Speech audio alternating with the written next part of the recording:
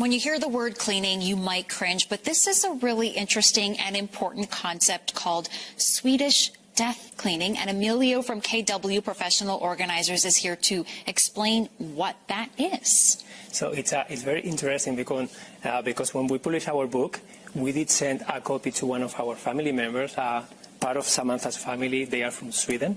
So he sent us a note saying, oh, this book is great because I'm going through my death cleaning process. Okay. And then he sent us a link, and we thought it was very interesting because that word has been in their vocabulary for a really, really long time. So it's a tradition, and it's apparently a cultural thing. So what exactly does it involve? It's basically, people think about death cleaning, it's not the regular cleaning that you may think that you do at home. It's not that. It's basically making sure that you are taking care of your belongings, that when you depart, you are not leaving a big mess behind, and also making sure that all the belongings that you love will find a new home or someone else that can create new memories on.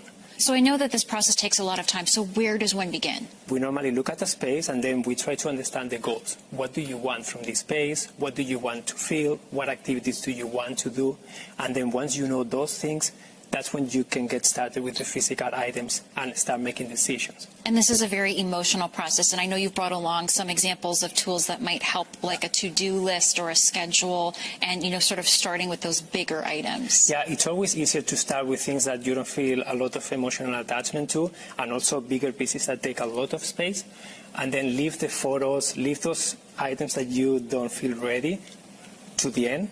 Because once you get started making decisions, it's like a muscle. You just get using it more and more, and it becomes easier and easier. Right. And you brought along some examples of items that have, emotions connected to them. Tell me a bit about these, because these are examples of things that family members should consider leaving behind. Yeah. So these 3 spoons, for example, Samantha's grandfather, he carved them. So he went through the process of death cleaning, and one of the benefits that you experience when you have time to do what you love is that you have times for hobbies. One of his hobbies was carving, and he spent hours and hours in the wood shop. Wow, very nice. Carving spoons like this one. Those 2 trinkets are coming from Sweden too, from Samantha's family. We had a family reunion in Sweden, and this is a book that we made with our photos, and that's something that, of course, we don't want to get rid of. The person who mentioned the death cleaning word, he gave us this plaque, and it's in Swedish, but basically it says, don't fill your life with years, fill your years with life.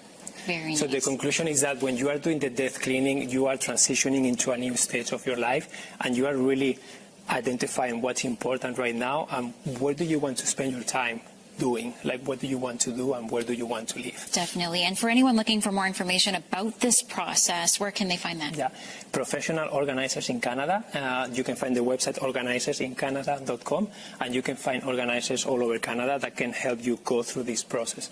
Having someone that is not attached emotionally to your items can give you a new perspective and new opinions on what to do and how to move forward. Right, that probably helps. Emilio, thank you very much. You're welcome. And that is your quick fix at 5.